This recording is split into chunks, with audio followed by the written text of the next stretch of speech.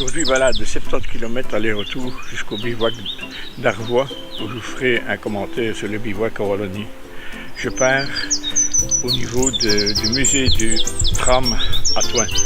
Au musée du tramway du Signal, pour remontrer le temps à travers près d'un siècle d'histoire des transports belges. Locomotives à vapeur, motrices électriques et voitures d'époque racontent l'aventure de la SNCV. Une belle immersion dans le patrimoine ferroviaire wallon.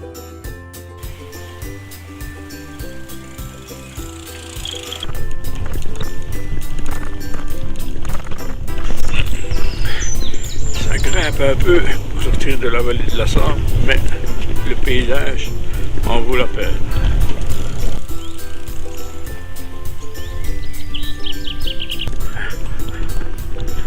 Ce matin, il est tôt puisqu'il est... Bon, il n'est même pas encore 9 h. J'ai vraiment l'impression d'être tout seul au monde, il n'y a personne. Tout le monde est encore ensemble. Moi c'est très bien, il doit être bon.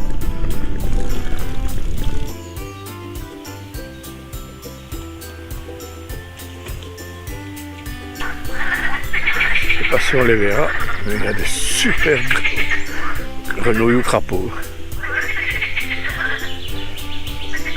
Bon, je pense pas qu'on les verra. Mais quelle cacophonie!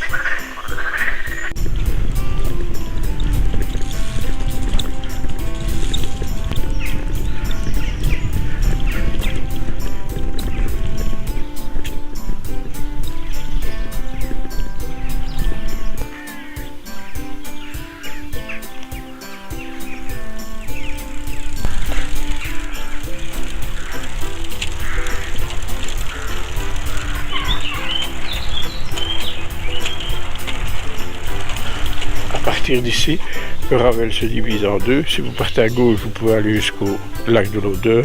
Moi, je vais aller tout droit pour aller jusqu'à Froidchapelle.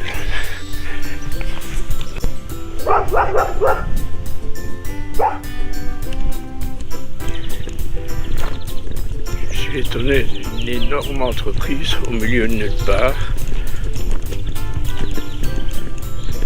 Entre Thoin et Chimay. Très peu d'entreprises ont des parkings tels que celui-là. Il y a des prises électriques.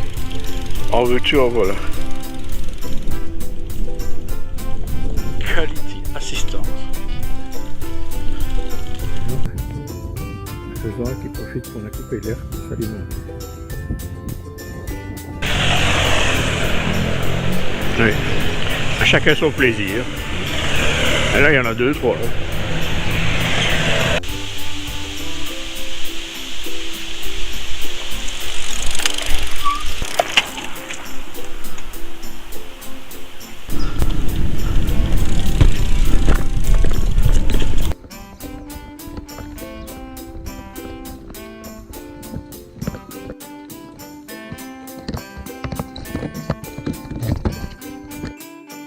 Je m'arrête à Beaumont, non loin de la célèbre tour Salamandre.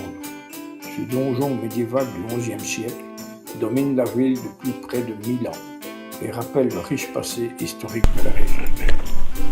Je vais mettre un veste coupant parce qu'il fait vraiment pas chaud.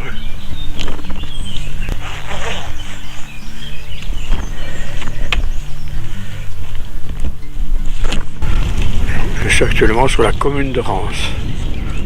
Reims est réputée pour son célèbre marbre rouge, utilisé dans de nombreux bâtiments prestigieux à travers l'Europe, comme le palais de Versailles. Cette pierre d'exception a façonné l'histoire et l'identité de ce charmant village de l'Anse. Bonjour.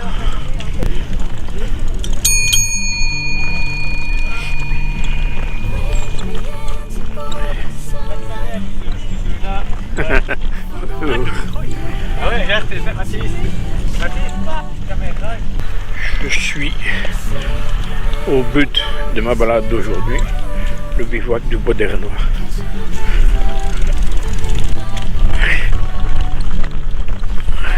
La Wallonie compte une trentaine d'aires de bivouac officielles, souvent gratuites et situées en pleine nature dédiées aux randonneurs, cyclistes et cavaliers.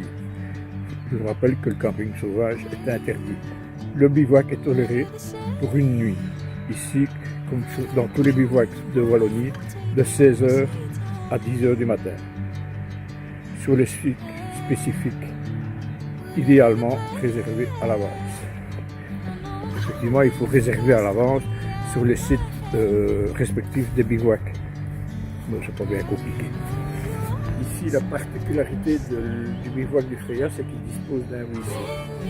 Le seul petit reproche que je fais à ce bivouac, c'est qu'il n'est pas signalé. Il n'y a aucune pancarte qui indique qu'il y a un bivouac. Que ce soit en venant de Toin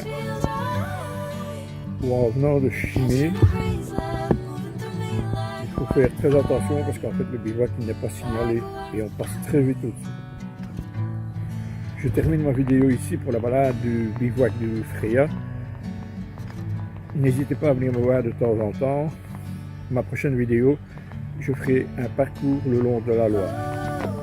Portez-vous bien. Salut!